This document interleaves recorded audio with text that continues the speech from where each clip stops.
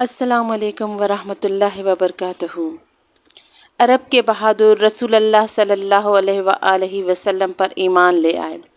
رسول اللہ صلی اللہ علیہ وآلہ وسلم کو اعلان نبوت کیے ہوئے 5 سال گزر چکے ہیں۔ رسول اللہ کو اپنے مقصد میں آہستہ آہستہ کامیابی حاصل ہو رہی ہے۔ مسلمانوں کی مناسب تعداد ارقم کے گھر پر عبادت کرتی ہے جو صفا پہاڑ پر واقع ہے۔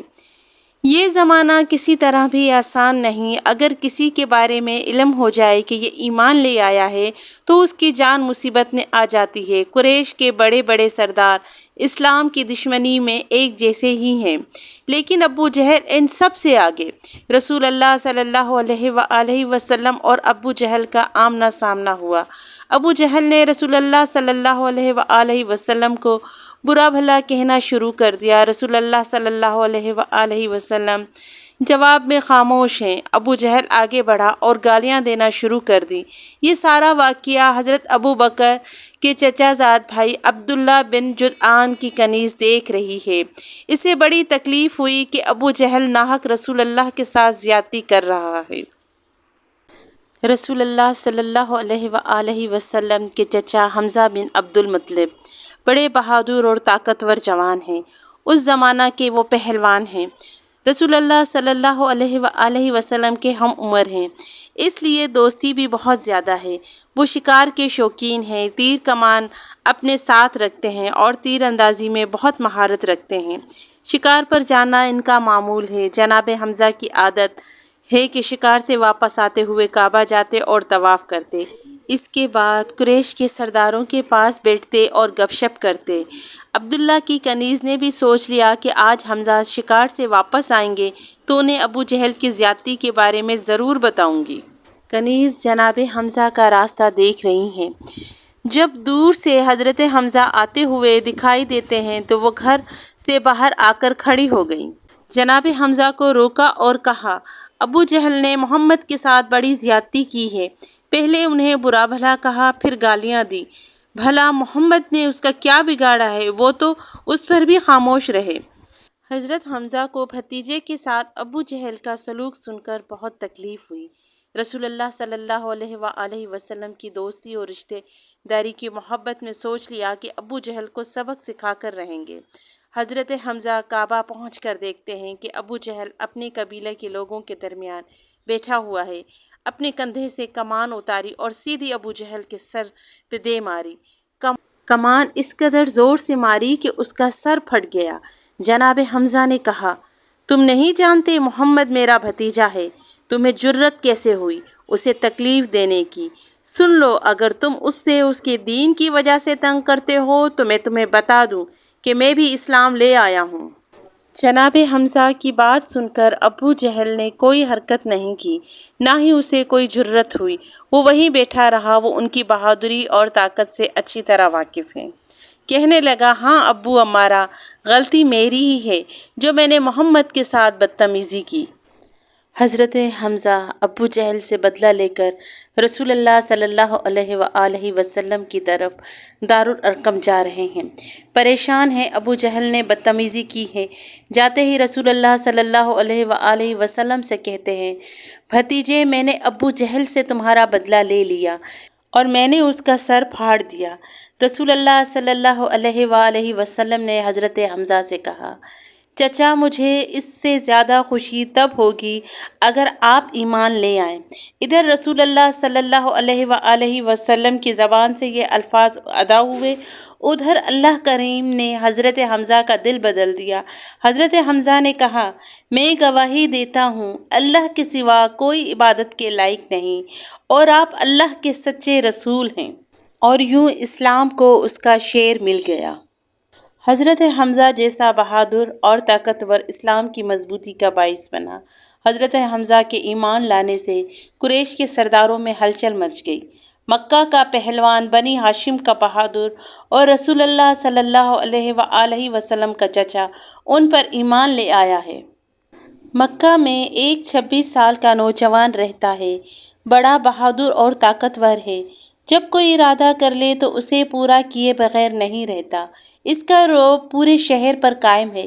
وہ اسلام کی مخالفت میں کسی سے پیچھے نہیں، خوب سوچ و بچار کے بعد اس نے فیصلہ کیا کہ وہ محمد صلی اللہ علیہ وآلہ وسلم کو قتل کر دے گا تاکہ یہ معاملہ ہی ختم ہو جائے۔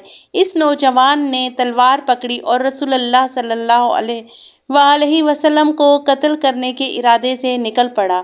گرمی کا سخت موسم ہے، دوپہر کا وقت ہے اور راستے میں اس کی ملاقات نعیم بن عبداللہ سے ہو گئی۔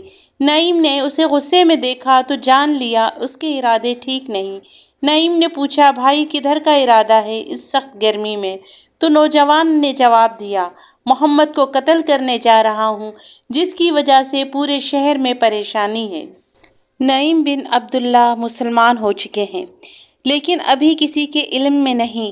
رسول اللہ صلی اللہ علیہ وآلہ وسلم کی جان کی فکر ہونے لگی۔ سوچا میں کسی طرح اور مصروف کروں اور رسول اللہ صلی اللہ علیہ وآلہ وسلم کے پاس جا کر ان کو اس کے ارادے کے بارے میں بتاؤں۔ حضرت نعیم نے کہا، محمد کی فکر بعد میں کرنا، پہلے اپنے گھر کی خبر لو۔ نوجوان نے غصے میں کہا، کیا مطلب؟ تم کہنا کیا چاہتے ہو؟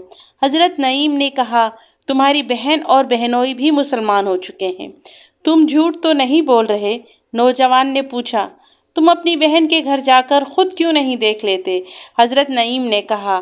اب تو نوجوان کا غصہ کئی گنا بڑھ گیا۔ اس نے ایک لمحہ ضائع کیے بغیر اپنی بہن کے گھر کی طرف رخ موڑ لیا۔ جب دروازے پر پہنچا تو دیکھا دروازہ بند ہے۔ گھر کے اندر سے کچھ آوازیں آ رہی ہیں۔ جناب سعید بن زید اور ان کی بیوی قرآن پاک کی تلاوت کر رہے ہیں۔ نوجوان نے غصے سے دروازہ پیٹنا شروع کر دیا، لگتا ہے دروازے توڑ ہی ڈالے گا۔ گھر والوں نے ایسا محسوس کیا کہ جیسے کوئی مصیبت آ گئی ہے۔ باہر آنے والا صبر کرنے کو تیار ہی نہیں۔ مسلسل دروازہ پیٹ رہا ہے، اونچی اونچی آوازیں دے رہا ہے۔ انہوں نے وہ کلام پاک چھپا دیا اور دروازہ کھولنے سے پہلے پوچھا، دروازے پر کون ہے؟ غصے سے بھری آواز سے انہیں اندازہ ہو گیا کہ یہ فاطمہ کا بھائی ہے۔ دروازہ کھلا تو اس نوجوان نے بغیر کچھ کہے اپنی بہن اور بہنوئی کو مارنا شروع کر دیا ہے۔ وہ اتنا طاقتور اور بہادر ہے کہ اس کا بس نہیں چل رہا۔ نوجوان تو غصے سے پاگل ہو کر انہیں مارتا جا رہا ہے۔ دونوں کے جسم سے خون بہہ رہا ہے۔ کچھ دیر بعد بہن نے کہا، بھائی تم چاہے ہمیں جان سے مار دو، ہمارے جسم کے ٹکڑے ٹکڑے کر دو، ہم اپنا دین نہیں چھوڑیں گے۔ یہ کیا؟ اس کی عقل نے سوال کیا، آخر کون سی ایسی چیز ہے جس نے اس کے دل سے موت کا ڈر ختم کر دیا؟ آخر انہیں ایسا کیا مل گیا ہے کہ انہیں کسی بات کی پرواہ ہی نہیں ہے؟ مجھے تو غور کرنا چاہیے، ان سے پوچھنا چاہیے۔ غصہ تھوکتے ہوئے اور لہجہ بدلتے ہوئے بولا، مجھے بھی یہ کلام دکھاؤ جو تم پڑھ رہے تھے۔ اس بہادر نوجوان کی بہن بھی کم دلیر نہیں تھی۔ کہتی ہے، تم مشرک ہو اور ناپاک ہو، تم اس کلام کو چھو نہیں سکتے۔ بہن کا جواب توقع کے خلاف ہے۔ حیرانی سے پوچھنے لگا، تو میں کیا کروں کہ یہ مجھے کلام تم دکھاؤ گی؟ بہن نے جواب دیا، اگر تم اس کلام کو دیکھنا اور پڑھنا چاہتے ہو تو پہلے غسل کرنا پڑے گا، پاک صاف ہونا پڑے گا۔ وہ غسل کرنے چلا گیا۔ حضرت فاطمہ نے اپنی اور اپنے شوہر زید بن سعید کی مرہم پٹی کی اور حالت درست کی۔ جب نوجوان غسل کر کے آیا تو اسے قرآن مجید کی سورہ طٰہٰ کی آیات دکھائیں۔ جوں جوں یہ نوجوان قرآن پڑھتا جا رہا ہے، اس کے دل کی دنیا بدلتی جا رہی ہے۔ جیسے ہی اس نے آیت پڑھی، ترجمہ، بے شک میں ہی اللہ ہوں، میرے سوا کوئی عبادت کے لائق نہیں، اس لیے میری ہی عبادت کرو اور میری یاد کے لیے نماز قائم کرو۔ آنکھوں سے آنسو بہنے لگے۔ اپنی بہن اور بہنوئی سے معافی مانگی۔ بہن نے بھی آگے بڑھ کر بھائی کو گلے لگایا۔ نوجوان نے اپنی بہنوئی سے کہا، محمد کہاں ہے؟ خدا کے لیے مجھے ان کے پاس لے چلو۔